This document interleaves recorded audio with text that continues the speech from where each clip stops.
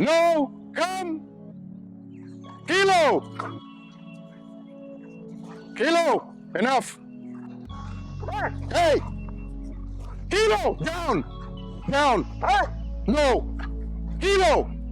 Hey, down. No, down.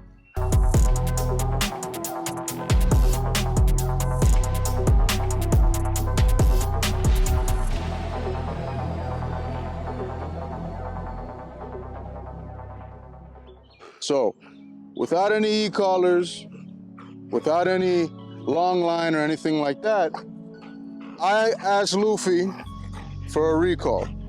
And that recall, he knows when I say come, he needs to come and sit right in front of me. So I asked Kilo to also lay down, and he got frustrated. One, no, down. One, he tried to not snap at, but that frustration that he had from Luffy stopped playing with him led to him trying to nip or bark or channel that frustration in the form of a bark at Luffy. I didn't like that. So even though it was part of play and it's understandable, I don't like that. And I asked Kilo for a down, and then he tried to dart off. So I put Luffy in a down because, again, buddy, you gotta listen to me. When I ask you for a recall, you gotta give it to me. He gave me a down, then he tried to take off like if it was a game. And then once I told him I was serious, he tried to do it again. And then one third time until, again, I'm not playing around anymore. So now I have him by the collar here. And you'll see the moment when I grabbed him by the collar, he immediately got on his back and started rolling over. Okay, that's showing me that he thinks this is a play and stuff like that. But again, I want him to relax.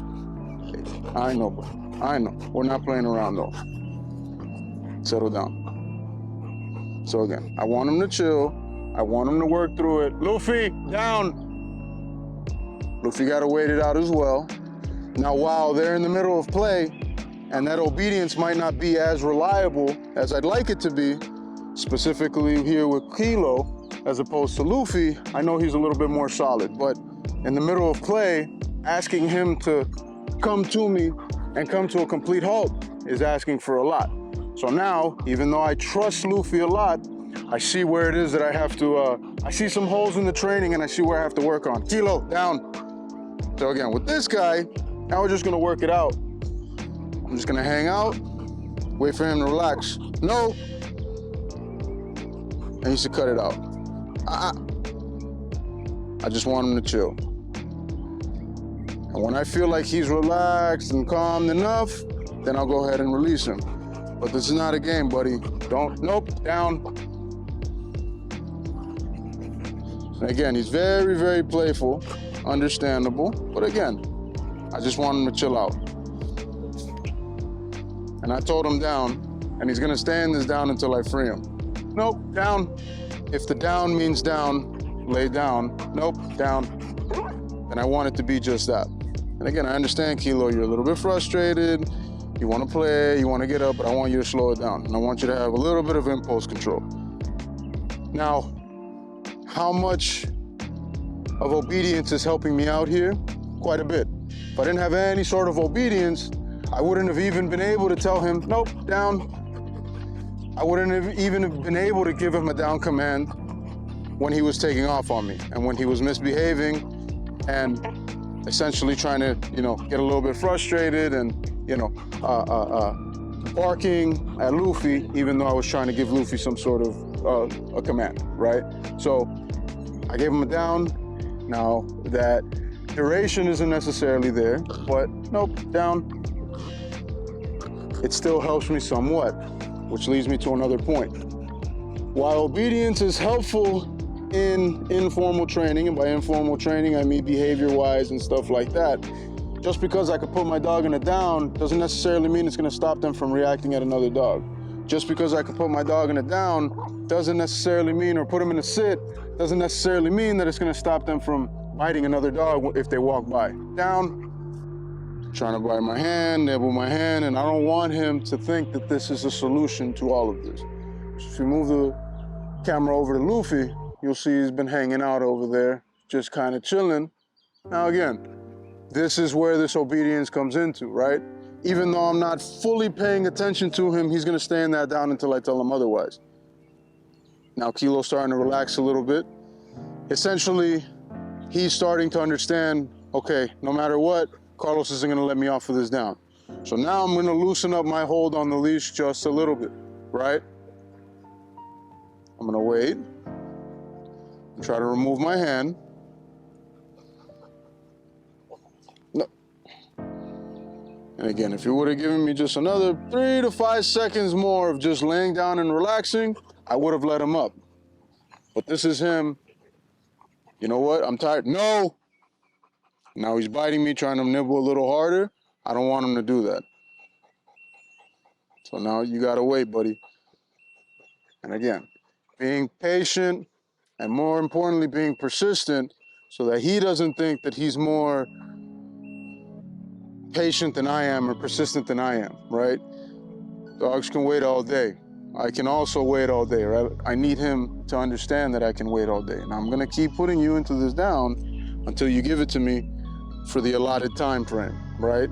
And again, that allotted time frame is up to me to decide.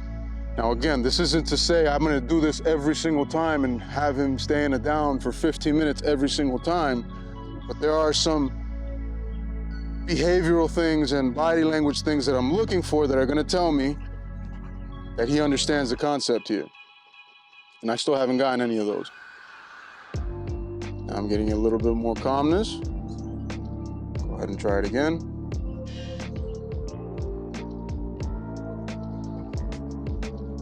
Try to get up, but not with not as much intensity as it was before. But now he's starting to get the idea, hey, I want that, or Dad, Carlos, I should say, wants me to stay in this down. But otherwise, if he was my dog, yes, he'd be like, okay, Dad wants me to stay in this down. But it's about consistency.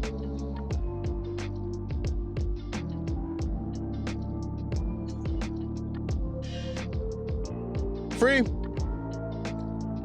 Break. And now they could go ahead and play. Now, I was able to loosen up my grip on the collar. I was able to stand up to a certain extent. I don't want to push it too much. And now they could go back to playing. As you can see, they're roughhousing a little bit. Everything is good. As you can see, they're both kind of roaming around, doing their own thing. I'm gonna go ahead and call it. I think this was a good outing for the both of them. But this is just some of the things, a quick little lesson and a quick little think tank on why I did what I did and why I think you guys should also keep this in mind moving forward. Make sure you're being consistent.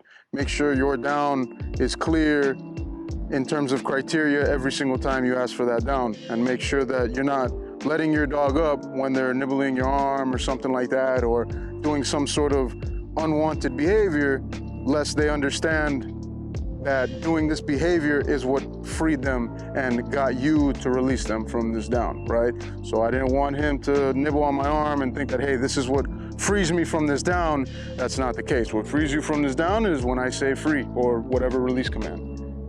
So catch you guys later, guys. Hope that was helpful. Make sure to like, comment, and subscribe.